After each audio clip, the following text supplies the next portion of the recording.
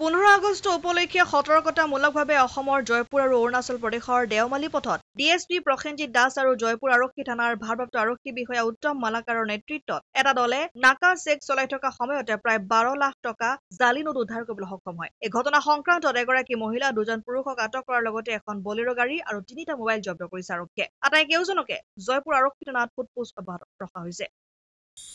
দেখা গৈছে স্যাৰ বহু জালি নোট আপোনালোকে ধৰিছে, কি ক'ব? আজি আমাৰ সেই 15 আগষ্টৰ কাৰণে ইয়াতো যিটো অসম অৰুণাচল যিটো এইটো ৰাস্তাটো আছে, নাকা চলি আছিলে। চলি থাকোঁতে আবেলি 5:30 বজাত এখন বলেৰো গাড়ী নাহৰকটীয়া ফালৰ পৰা আহিছিলে, আপোনাৰ অৰুণাচলৰ ফালে যাওঁতে তাত চেক কৰা হৈছিলে। চেক কৰোঁতে সেই তাৰ পৰা প্ৰায় 24টা বান্ডেল পোৱা গৈছে আৰু মই সন্দেহ হৈছে বান্ডেলখিনি ফেক নোট। কিমান টকা আছে ছাৰ? এতিয়া প্ৰতিটো বান্ডেল আমি 65কে পাইছোঁ, কাউণ্টিংটো চলি আছে। মানুহ কেইজন আছিলে? মানুহ 3জন আমি এতিয়া পিক আপ ৰিটাৰ্ণ কৰিছোঁ সোধপোছ কৰিবৰ কাৰণে। বেলেগ কিবা বস্তু উদ্ধাৰ হৈছে নেকি ছাৰ? তাৰ বাহিৰে বেলেগ একো উদ্ধাৰ হোৱা নাই।